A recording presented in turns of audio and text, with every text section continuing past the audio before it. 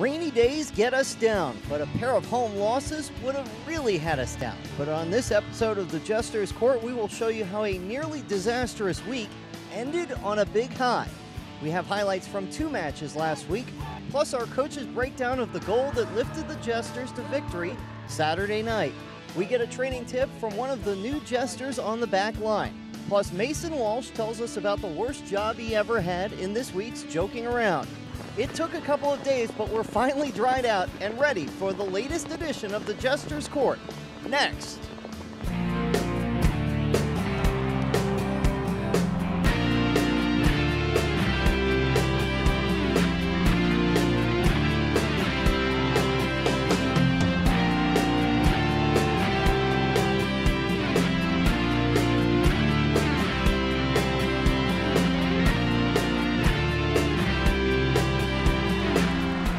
This is Walk-Ons on Poitras Street, our home for the Jesters Court and the perfect place to catch Saturday's FA Cup final between Chelsea and Arsenal. Paul Boran along with Coach Kenny Farrell, and we welcome you inside Walk-Ons. 2 matches last week, and Coach, for a while it looked like the ingredients were there for it to be a really disappointing week, and then you guys bounced back in the second half Saturday. How did that change the outlook of the team even going forward? Well, I think we're learning our players as we go along, but there was a lot of games in a short period of time we weren't sharp, and certainly on Saturday night against Atlanta in the first half. And we changed things up at halftime. We kind of reformed the team, new formation came out, totally deserved to win, fired a better side, tough night in the weather, but came out with a good win. And a win and a tie our first 2 games at home, one being Chattanooga, one being Atlanta, considered very high across the nation, ranking wise. We've done well. So it was a tale of 2 halves on Saturday, both on the field and in the skies. Let's take a look at the highlights. Jesters colors in full force, the supporters providing the purple and green, while it was the sky providing the black. Dark skies matched the mood early as Atlanta jumped ahead 1-0 in the 9th minute, and the Jesters couldn't get much going. Keenan Armbrust looking for Tony Giudice in the 22nd minute. And adding to the Jesters' first half misery was an absolute monsoon. Mercifully, the half ends with New Orleans down just 1-0. After a lightning delay, the Jesters came out with some spark in the second half. 53rd minute, great long ball from Armbrust to Ryan Reed. And his first appearance of the season proves to be electric as he finds John Evans, who knocks in the equalizer. 65th minute, Atlanta with a terrific chance to retake the lead, but this volley is airmailed over the goal. 70th minute, more good pressure by the Jesters. Nestor Peralta with amazing skill in tight quarters, and the ball ends up on Ryan Reed's left foot, and he shoots it just wide. 76th minute, Jesters with a corner kick, and Nathan Heath rises up and rips the header far post for the game winner. It completes an amazing 2-1 turnaround for New Orleans and a massive 3 points for the home team. My first goal for the club as well. I don't know, I was having a bit of an argument with their centre half and the guy that was marking me, and obviously he wasn't really focused, and I peeled off the back and saw the ball coming in, and as soon as I saw it coming, I knew it was coming on my head and put it in the back of the net. Not much more to say than that, really. To be honest, I feel ecstatic right now. We were very unlucky against Chattanooga. I was given a goal that was offside, and I also missed a chance I probably should have scored up in Shreveport. But tonight, I'm just so happy just to get the goal and obviously get the win for the boys. But obviously, every point is massive in this league, and I'm very happy to get the win today. So, Kenny, an amazing turnaround. Tell the viewers a little bit about the moments leading up to halftime, and then at halftime itself, the adjustments you made, you and Coach Lazaro. Yeah, so we felt good going out before the game, and we had put in a formation we thought, having looked at Atlanta in the U.S. Open Cup and a few other games, but it didn't work for us, and it wasn't a nice game in the first half either for Atlanta or us. We scored an own goal. They go 1-0 up, and halfway through the half, Ryan looks at me and says, "We got to change it." I said, "I know," and we wanted to change it. He wanted to change it there, and then I held off. I said, "Wait till halftime. They don't look like they're going to score another goal, and let's get in there and change it." But we changed it up at halftime. But the real deal is, like, I really prefer to talk about Ryan. I mean, he's such a trusted assistant. I mean, he gives great information. I don't always do what he says, but we have that relationship that he respects. He'll go with me, and I don't think you can find a better assistant coach anywhere in the world. And his training sessions, no matter who we've brought in, everybody respects them, and he's been phenomenal, and I appreciate his input. And we banged heads at halftime, and we came out with a formation that went on and win the game in the second half. Yeah, it was really an incredible turnaround, and it really put a positive spin on the week, because the week got off to a disappointing start as Shreveport came into New Orleans and left for Northern Louisiana with the Louisiana Cup. Colin Henley getting the start for the Jesters in the second leg of the Louisiana Cup, and he was staked to an early lead. Rolando Sanchez taking the corner, and the ball slips through the hands of Raptors keeper Adam Williams, but unfortunately for the Jesters, Williams would more than make up for that blunder. 17th minute, Henley makes the solid diving save to get himself into the match. 20th minute, and Ahmed Zaki attempts the flick-on header, and he nearly beats Williams. 28th minute, and the Jesters with a great build-up, and Curtis Thorne with a rocket that's stopped by Williams.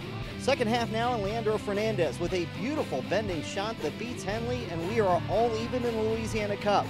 Jesters keep pressuring. 59th minute, and Mason Maurice with a tremendous pass to Mason Walsh, and he is in on Williams, but the Raptors keeper denies him with a great save.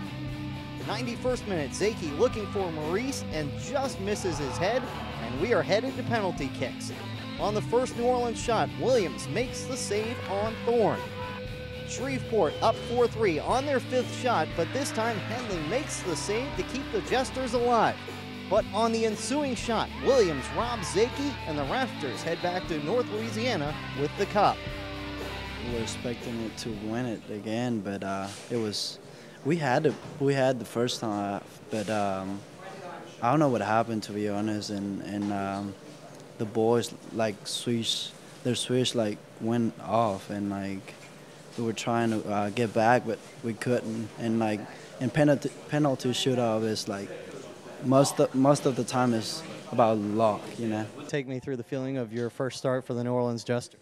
Oh, it was great. I came out here. I played with them for I think a few years ago. Didn't really get any playing time, so it was good to finally start and get with the boys, and decent outing. You never want your first start to go to penalty kicks, but just kind of take me through it. You made the one save to keep your team in it, but for the most part, it's just a game of luck.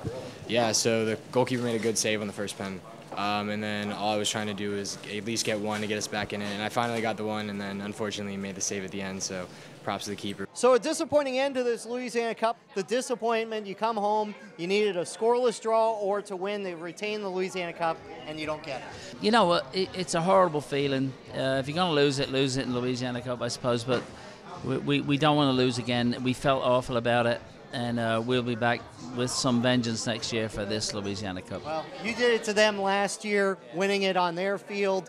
They did it to you, and it is a tough feeling to watch somebody else holding a trophy on your field, no doubt about it. Well, we'll have much more on that loss coming up in our next segment as Coach breaks down all of the missed opportunities, and he will show you how a series of wonderful plays set up the turnaround on Saturday night. This edition of the Jesters Court is presented by Heineken. Open your world. By Rockin' Bowl. And by Walk-Ons. Everyone needs a little playing time. I wasn't born in America, and arriving here wasn't easy for me. They didn't even say my name right. I thought I'd never fit in. But over time, I gained their respect, and that respect turned into admiration. Admiration into love. And the world better be ready, 'cause I'm an American now. My name is soccer. Welcome back to Walk-Ons on Poydras Street, and it's time for our Coach's Breakdown presented by Heineken. And we're going to start with Tuesday's loss in the Louisiana Cup, and a recurring theme early in the season, missing out on golden opportunities. Yeah, I think that we've created far more chances than the teams that have played against us, and we've come away with 3 draws and a win. We've not lost yet, but I seriously think we could have won 4 games in a row, but we got to tighten that and we got to sharpen that up. And you know, we had a little training session on Friday where we talked about this and got into this. We were doing a finishing session about clinical approach, attitude, conviction to win, And certainly in front of goal, we need that a little bit more as the season goes on. And I think we'll be successful with it. And it really was a lot of missed opportunities. We're watching some of the video now. You, of course, had the missed opportunity by Sanchez. Here's Thorne's chance. You also had Mason Walsh's absolute robbery at the end of the match. Yeah. But you, like you said, you addressed it Friday in training, and the finishing was much better on Saturday. Well, the first minute of finishing on Friday morning was awful, and I just pulled them in, and I said, hold on, if anyone misses again, they're going home from training. For the next 3 minutes, we didn't miss. So, I mean, and I was asking them to take that approach into Saturday night's game. I said, can you understand the psychological approach? Like your commitment, your conviction, the fact you want to put it in the back of the net. You're going to take it casual? Does it mean something to you? And, like, they responded very well. So, you know, we got a couple of chances in the second half against Atlanta, and they were superb goals we scored. They were absolutely a lot of conviction, a lot of commitment in the finishes, and that's what we need all season. You are turning into a TV professional, because that is the perfect segue to our second coach's breakdown. And this is the goal that really turned things around, obviously, not only in that match, but maybe for the rest of the way for the season. A beautiful goal set up by Keenan Armbrust's initial pass. First touch puts him in great position. He decides to use the outside of his foot. He had a conversation at halftime at Ryan Reed about where Ryan wants the ball. He put an absolutely superb ball in. Ryan goes across the front of the defender, and then John Evans, who's a super player, he gets his first goal, and that one-touch finish, keeper coming across the block, and he goes back the other way. I don't think a goal gets any better than that whole setup. Winning it back, first touch, play down the line, player cuts across, and then and I got very excited, because that really is something. And by the way, everybody, very few people had stayed. Nearly everybody had gone because it was a monsoon in the first half. But it was such a good goal. I was really, really happy, because that's where we're going and that's who we're going to be. Well, Coach, hopefully that second half scoring starts an avalanche of goals for you. But one part of your team that has not been an issue this year is the back line. You've only given up 1 goal per game on average. And one of those guys is Curtis Thorne. And he's coming with our training tip presented by Rock and Bowl and Ye Olde College Inn. Hello, my name's Curtis Thorne. I'm a right back and centre back, and this is my first year at New Orleans Jesters. Today I'm going to be talking you through defensive heading. With young players, the #1 defensive mistake when heading is the judgment of the ball. Obviously in the air, a lot of players can judge it wrong, and which then obviously increases the chance of the opposition going in and scoring. Okay, so when the ball's served in, I like to take a step back to try and judge the ball first of all. I then get a side-on position, just in case it goes over my head. I can then go into position and run after it. And then I want the position of the ball literally located on the top of my forehead. Then I've got a lot of power and strength on the follow-through. So this is what it look like. So I'll be side-on, judge the ball, and pass it in. In some cases, the ball is lofted up quite high. In order to beat the opposition player, you might have to jump over him. So this might be one of the cases. So if it's up high, you might jump up and it'll go across. Make sure you're located on the head. Another thing that I'll make sure defenders will need to do is to increase the power. This can be done by the hips, okay? And then it's a nice follow through as well. So if we go again, it's a nice follow through, so it's a stamp into the ground. So all of the tips that I've just told you about, if you follow all of them, I'm sure that you'll be successful at defending and heading the ball. Thanks, Curtis, and keep up the good work on the back line. When we come back, we will have questions for Coach from our audience and from social media. That is next on CST.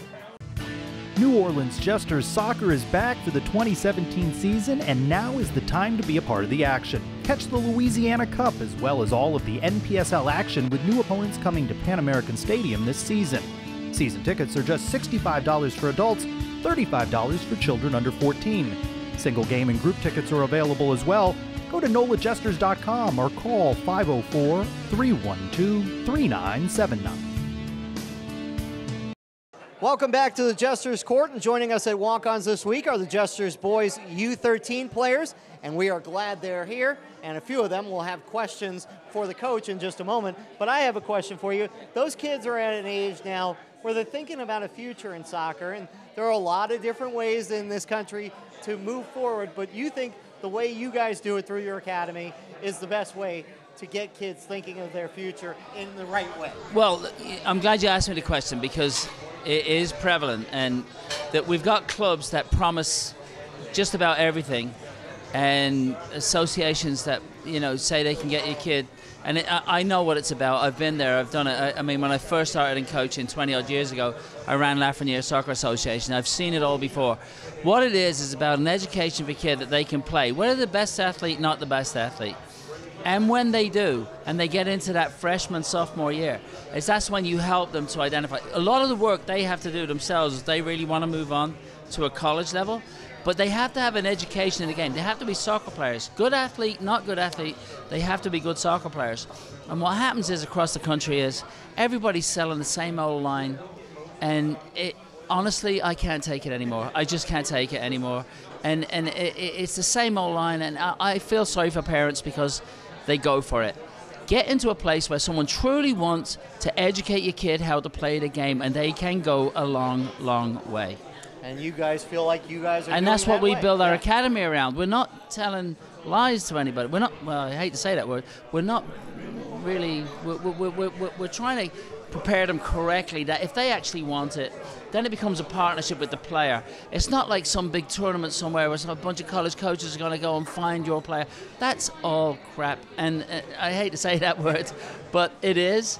And I understand why parents go for the, you know, for the shiny wrapper, but it's not the way it is. It truly isn't, you know. Well, you guys are doing it the right way, and we've got some of these fine young players who are ready to fire some questions at Coach Farrell. It's Ask the Coach, and it's time for our first question. Hello, my name is Jordan, and I play for the New Orleans Jesters Academy team, and I'd like to ask Coach Kenny, how does the recruitment process work for the NPSL first team Jesters? Yeah, so good question. Like, Jordan's been with us since he left Carlton Boosters at 10 years old. He was training there, and he's been committed to the process, so I'm committed to him to be, I would hope, our NPSL goalkeeper, like, when he gets there. So if he keeps working at his game right now, and he's 13 going on 14, and we can move him into our reserves when he's 16, 17, and now he starts playing with adults as well as the youth, and then he moves into the NPSL team as a reserve, maybe third string, before he goes to college, and I move him up. That is the way to get a profile. That is the way to separate yourself from everybody else. That's a vessel of development that nobody else can offer. And I dream of him being our starting goalkeeper in the NPSL. And I promise you, we did not plant him as the first question. He was the perfect segue to what you just talked about. No, absolutely. But it's true. It's from the heart. I believe this stuff, you know. Well, we got more questions from our audience. Hi, my name is Zachary, and I play for the New Orleans Jesters Academy. And I would like to know, what's the biggest thing to keep in mind when transitioning from the academy team to the first team, bigger Jesters?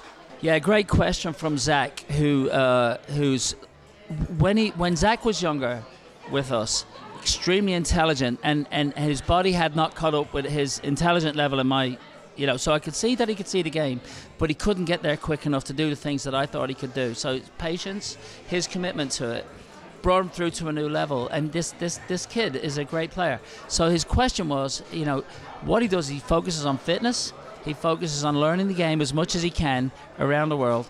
And then what he does is he positions himself, just like Jordan, to move into the next level with us. And he has every chance in the world. And, you know, it goes back to, again, I'll bring it back to what I said earlier. Zach may not have been picked by the best team, supposedly the best team, the best athletes, but he's going to be one of the better players because he's doing it in an educational manner. And what he needs to do is focus, look at players that are similar to him around the world and what they do, start to emulate them, start to focus on learning, which he's very good at learning, and then start to position himself going forward and becoming invaluable. And within the system, it's going to work for him. And we really, I mean, I'm really, really glad that he's doing as well as he is. I can tell you that. Time to go interactive social media, and this is from our Twitter handle, Ask Coach Farrell, which you can ask a question any week to Coach Farrell. This is from @Signpez, who says, congrats on your new daughter. How has fatherhood changed you as a coach? Or has it? As far as being a father is concerned, I did it at 53 years old, my first child. I couldn't have made it better. I just can't tell you. It's inexplicable, the feeling that you have for your wife and for your child every day that you wake up. But what it does do is it makes sure that you try and do the best job you can because you have the family behind you. So I don't know what to say except it's absolutely awesome. As a coach, I don't think it's changed me much, but I would recommend it to anybody. Well, we saw a little video of her, and every parent thinks their kid is the cutest. This girl is an absolute princess. I mean, and so adorable. Yeah, yeah. So tremendous. All right, we got another question from one of our U13 players. Hi, I'm Jude Mikulinchek from the 0203 Jesters Academy team. And my question for Coach Kenny is, how difficult is it to make the NPSL first Jesters team? Okay, so how difficult? Extremely difficult, but you're in the right place. You're in a better place than anybody else to make it. My long-term goal at this level, at the NPSL level, is to have a team that can compete nationally for a national championship, or be in the final with completely local players. It's all we've always set out to do that. So at this level, we're at the top, amateur league in the country. So it's very difficult. You got to stay focused. They'll have different challenges when they move out of middle school to high school. It's how disciplined and how focused can they stay. We've built an avenue, as I said, for people to continue through. It will be the challenges outside of that. If they continue to play, continue to, execute their skill quicker and quicker all the time, learn tactically, make quicker decision-making process, they can get there. But it's not easy. They've got to want it bad enough, and they've got to make their everyday decisions outside of school about, I want to be there, so what do I do to get there? But they're in the best place they can be right now. Absolutely. We got time for one more question, so let's have at it. Hello, my name is Brennan Folse, and I play for the New Orleans Jesters Academy squad, and I have another question for Coach Kenny. My question is, why do most strikers take PKs and normally miss them when midfielders and defenders can have a chance at taking them? No, so it's a good question. It's like, so who takes a penalty, who takes a PK? Well, generally strikers want to score goals badly, and they think about the various ways they can score goals and various ways they can strike the ball. Midfielders are looking to be either creative or how they cut stuff out, and defenders are looking to clear balls and get other players into the game. So at the end of the day, a defender can be a great penalty taker, but it's what a striker probably brings to the table is they live off scoring goals, and there's no better opportunity than a penalty. The real answer is, the best players that strike a ball with the calmest attitude and put it in the back of the net, should be taking penalties. Great questions all around, as always. Tremendous and we questions. thank everyone who is a part of the show this week. We're not done, and when we come back, Mason Walsh is part of the show. We are joking around with the Jesters midfielder next. You got to prove yourself to make it in America. It doesn't matter where you came from. I heard it, I'd never make it, but I proved them wrong. My name? You can call me Soccer.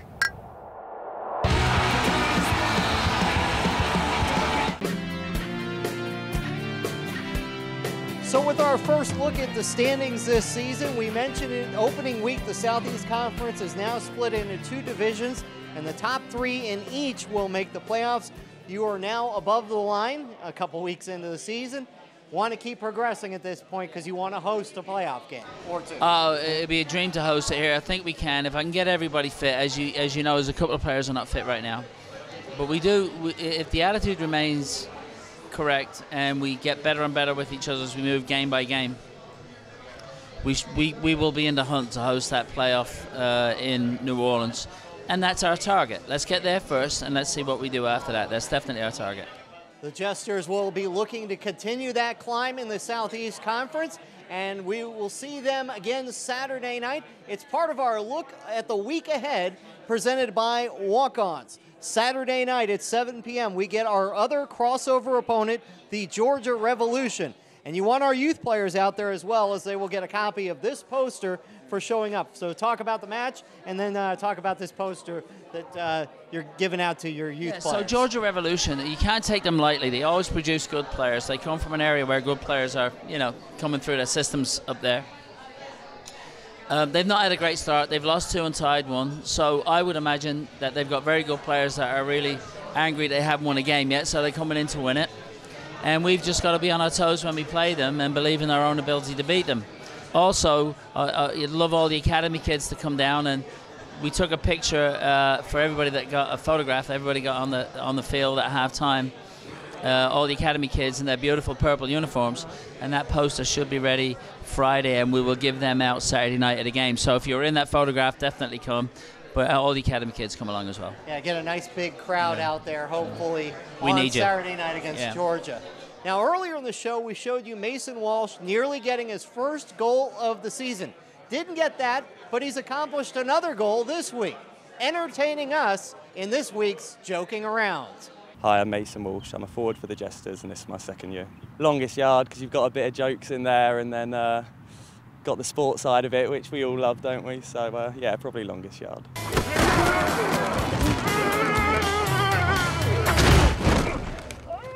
Effective. All right. I broke my nose. Another American one, Californication. So good, isn't it? Absolutely love it. Why don't we do this another time? Now, there's an idea. I'm sorry. Don't be. Yeah, don't be. It's totally cool. I know where to find you. Stalker. I'm a pretty keen golfer, but I keep it under wraps, because if there is ever a competition, I might surprise a few people. On my playlist is actually not one, but in my iTunes, my general iTunes, I've probably got a bit of Grease knocking around in there, which is a little bit embarrassing if it came on in the dressing rooms, but who knows? Might knock it out in the dressing rooms, you never know.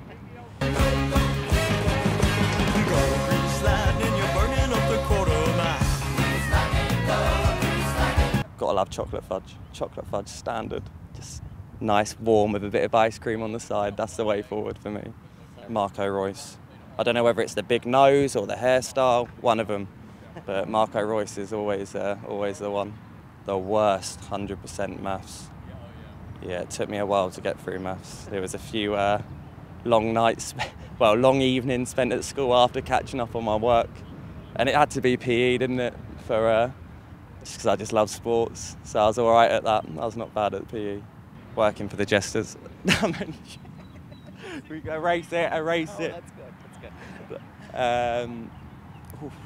I washed up dishes in a pub, like a bar, I guess, when I was about 15 for my first ever job. And I used to have to go in hot soapy water full of horrible stuff, and I used to get all horrible eczema up my arms. It was disgusting. I tried to avoid that for the rest of my life. All right, Mason, and if you don't score this week, it's back to that dirty pub for you. Meanwhile, we are back next week at these times, and don't forget, you can always relive any part of the Jesters Court on social media and my YouTube channel on Thursdays. But that is it for this week. We're back at Walk-Ons next week, and we're back at Pan American Stadium on Saturday night against the Georgia Revolution. We hope you'll join us then. For Coach Kenny Farrell, Paul Borons saying so long from Walk-Ons.